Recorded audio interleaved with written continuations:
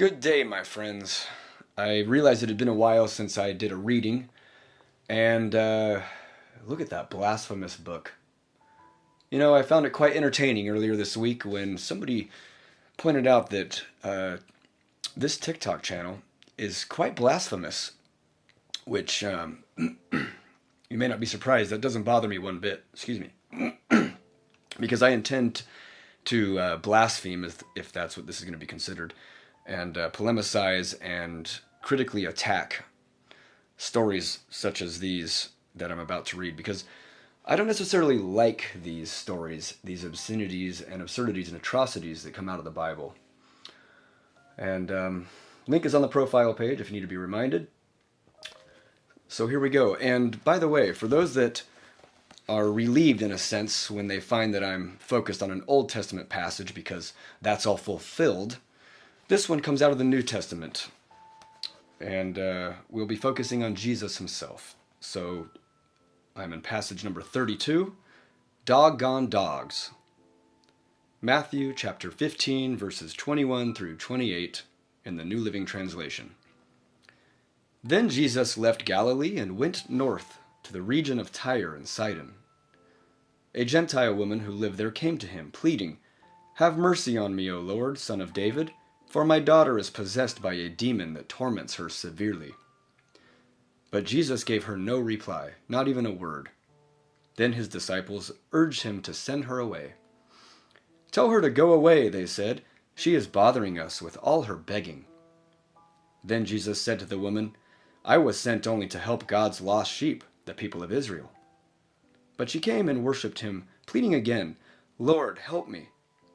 Jesus responded, "It isn't right to take food from the children and throw it to the dogs."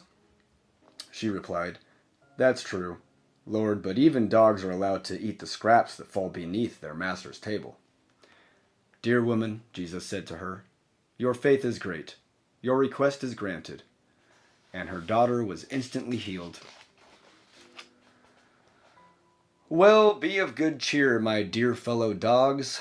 Our friendly St. Paul at least tries to dilute this a tad with his neither Jew nor Gentile bit in Galatians 3.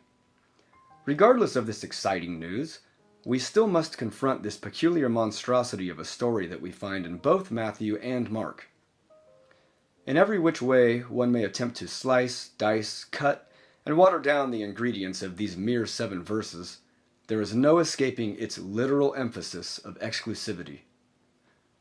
In a verse-by-verse breakdown through the modern lens of the JST version, that's the J. Schneider translation, we can further investigate its contents. Verse 22. A non-Jewish woman, in whom no discrimination or prejudices were found, begged Jesus for the healing of her demon-possessed daughter. 23.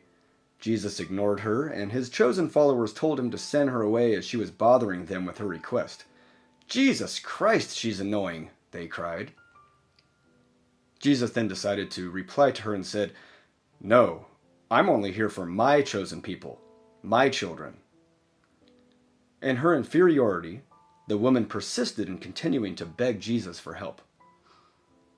Jesus responded, "No, my healing powers are not for you, for your children, or for anyone that you love. In fact, anything I share with my children is not right for me to share with you. It's like taking candy from a baby and tossing it to maggots, to put it mildly. You get me?" The non-Jewish, inferior, and battered woman replied, "You're so right, and though I'm just a maggot, I would happily eat the scraps of your children." Jesus replied, "Ha ha, good answer, lady. Okay, changed my mind. Forget what I said. You seem to know your place. It's actually right for me to do this now." She's healed. Now, of course, this couldn't have gone another way, such as, Jesus turned and said, "Woman, I am here for all mankind." That whole separatist, isolationist, and elitist game of favoritism and nepotism that my partners and I within the Trinity put together in choosing a special people is out of style now. We changed our mind. So, yeah, we love everyone equally now.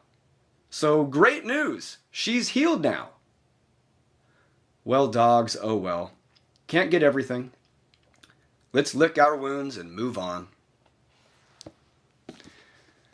Take care. Much love to all of you.